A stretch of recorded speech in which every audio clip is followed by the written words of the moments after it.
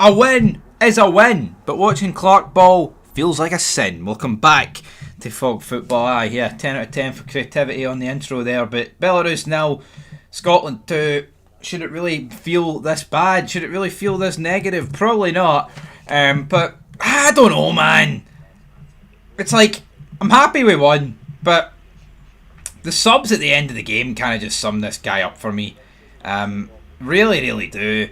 But we'll get to them at the end. As for the starting 11, I mean, yeah, I would have liked to have seen Kieran Boyce start, right, etc., etc. But in terms of what did actually feature, we had Gunn, Robertson, McKenna, Suter, Johnson, Ferguson, Gilmore, McGinn, McTominay, Doak, and Adams. I thought Gilmore was really good. I thought Adams was good. So, again, no real complaints about him starting, I guess. Max Johnson I thought was alright. I mean, honestly, I don't really think anyone put a foot wrong, but not an awful lot.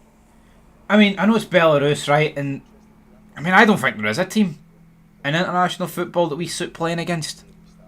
I don't. I just think the way Clark sets up, we're never going to play pretty football. I mean, obviously, yeah, you take on a Belarus, you take on a San Marino. I know San Marino are worse than Belarus, but the point is, like, yeah, the worse their opposition, the more chance you're just genuinely going to create, right? But with Clark, we just don't look that convincing, ever. We're ugly, we're shite, and you know what, man, it's 2 games, 4 points out of 6, 2 clean sheets, but, I mean, we look at that midfield, man, right? Ferguson, Gilmore, McGinn and McTominay. Is it too much to ask with a midfield oozing, and I mean oozing of that quality, for like 3 out of the 4 to have like good games, like great games, and like carry us to like a 6-0 win tonight? You know, it just doesn't really seem to happen. I mean, honestly, when was the last time you could say like Robertson, McTominay, McGinn, those types of players, you know, the star players in this team, had phenomenal games? I can't even remember, man. Anyway, let's get into the game. So the 4 changes. Billy Gilmore gets brought down. You know what? Could have been a penalty. I've only seen it the once. To me, it's one of those ones where if he doesn't give it straight away, they're not going too far and overturning it. And that's pretty much what happened. Now I've only seen it once, so maybe a second viewing would change my opinion. But either or, we didn't get it. Belarus got a corner. I mean, Belarus were just launching balls over the top, and we couldn't really deal with it, man. Angus Gunn coming out, putting them out for throw-ins, and like just looking really nervous with the ball over the top. Looked like numerous times when it was bouncing, he was going to get caught underneath it, which is the last thing you want. Because, yeah, I think if they go 1-0 up, man, I'm fearing the worst, put it that way. Suter has a header that goes over. Took us up to about the 25th minute. McTominay then gets brought down. For me, this was a foul. But I believe it would have been a free kick. But that's the problem here. It's like, you didn't even give the fucking free kick. It's like, yeah, if you're not going to give the penalty, you know, I understand, because I think the initial contact was just outside the box. But how do you miss the initial contact and know you can give it as a foul? It's crazy. It's probably because McTominay wanted a penalty. Well, it's no penalty. They should have gave a free kick. Should have gave a free kick every day of the week. But for whatever reason, he didn't. We move on. Gunn then makes a save for Ebong or something. His name actually is Ebong. I was like, that's why it sounded, and that's why I wrote it down. So Ebong, we kind of get caught off guard here, because what happened is one of those guys is offside, and that kind of catches us out. He gets his shot away. Good save for Angus Gunn. Can't really complain too much. I mean, up next, 9th of October, 7:45 kickoff at Hampden against Greece. And then on the 12th of October, 5 o'clock kickoff against Belarus. So, folks, right, we just two games that we have to win. Denmark won 3-0 tonight. So, fair play to them. But the fact of the matter is this. I don't know if Denmark beating Greece 3-0 away is what we were after, what we were looking for.